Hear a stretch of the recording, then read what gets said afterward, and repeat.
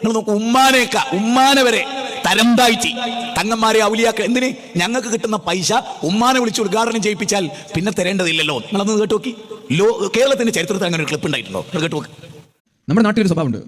ഉമ്മാനെ കൊണ്ട് വീട് കുടിപ്പിക്കുക, ഉമ്മാനെ കൊണ്ട് ഉദ്ഘാടനം ചെയ്യിപ്പിക്കുക, ഉമ്മാനെ കൊണ്ട് കുറ്റിയടിപ്പിക്കുക.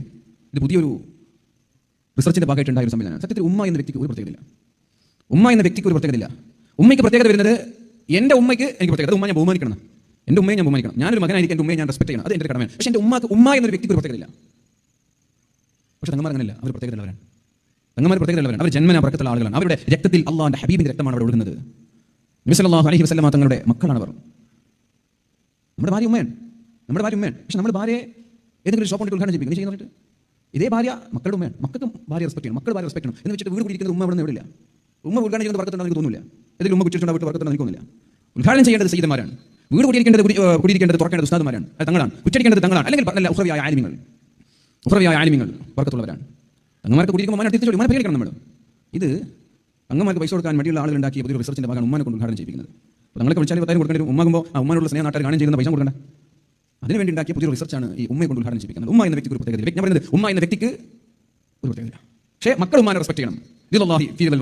മാതാപിതാക്കളുടെ പൊരുത്തുണ്ടെങ്കിൽ അള്ളാഹിന്റെ പൊരുത്തുണ്ടാവുള്ളൂ. മാതാപിതാക്കളുടെ കോപമുണ്ടെങ്കിൽ അള്ളാഹുവിന്റെയും കോപമുണ്ടാകും. അപ്പോൾ മാതാവിനെ റെസ്പെക്ട് ചെയ്യുക, മാതാവിനെ ബഹുമാനിക്കുക എന്നതിനപ്പുറം ഉദ്ഘാടനം ചെയ്യിപ്പിക്കുക, കുറ്റടിപ്പിക്കുക എന്നതല്ല കൊണ്ട് ഉദ്ദേശിച്ചത്. അവരെ നമ്മൾ വളരെ നല്ല രീതിയിൽ ട്രീറ്റ് ചെയ്യുക എന്നുള്ളതാണ്. ഉദ്ഘാടനം ചെയ്യാൻ അതിനെതിരായ അർഹരായ ആളുകൾ ഉണ്ടാവണം.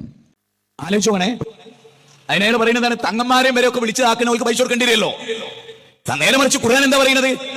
ഖുർആൻ പറയുന്നത്, നബിയെ ഞാൻ ലോകത്തെ അഹഖു ബി ഹുസ്നി സ്വഹാബ, ഏറ്റവും വലിയ കടപ്പാടാരോടാ? ഉമ്മുക, നിന്റെ ഉമ്മയോട്. സുമ്മമൻ ഉമ്മുക, സുമ്മമൻ ഉമ്മുക എന്നാണ്. എന്തിനാ ജുറൈജിന്റെ ഉമ്മ ശപിച്ചിട്ടാ ശാപേറ്റ് വാങ്ങിയത്? നിങ്ങൾ നോക്കൂ, ഉവൈസുൽ ഖർണിയുടെ ദുആ അല്ലാഹു കബൂൽ ചെയ്യും. എന്താ? ഉമ്മാക്ക് അത്രമേൽ ഖിദ്മത്ത് എടുത്ത അബ്ദുല്ലാഹി ഇബ്നു മുബാറക് തഹജ്ജുദ് പോലും നിസ്കരിക്കാതെ ഉമ്മാന്റെ കാല് തടവിയത്.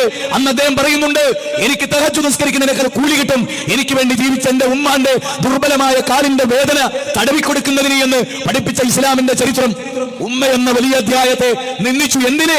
ഉദ്ഘാടനം ഉമ്മയിലേക്ക് നീങ്ങിയാൽ വിട്ടടിക്കാൻ പറ്റില്ല. അല്ലെ യൗകുലൂന അംവാലൻ നാസ് ബിൽ ബാത്തിൽ വയസുദ്ദൂന അൻ സബീലില്ലാഹ്. ഈ മൊയ്ലിയാരെ ഉമ്മ കാണൂലേ? ഇനിയാളുടെ ഉമ്മ ജീവിച്ചിരിപ്പില്ലേ എനിക്കറിയില്ല. എന്തിനാ ജനങ്ങളെ ചൂഷണം ചെയ്യാൻ? ഉമ്മ ഉദ്ഘാടിച്ചാൽ, ഉമ്മ കുറ്റിയടിച്ചാൽ, ഉമ്മ ബിൽഡിംഗ് ഉദ്ഘാടിച്ചാൽ ഒന്നൊരു പ്രതിഫലം അല്ല. ഉമ്മ ചെയ്ത മൊയ്ലിയമാർക്ക് വെച്ചിട്ടില്ലല്ലോ.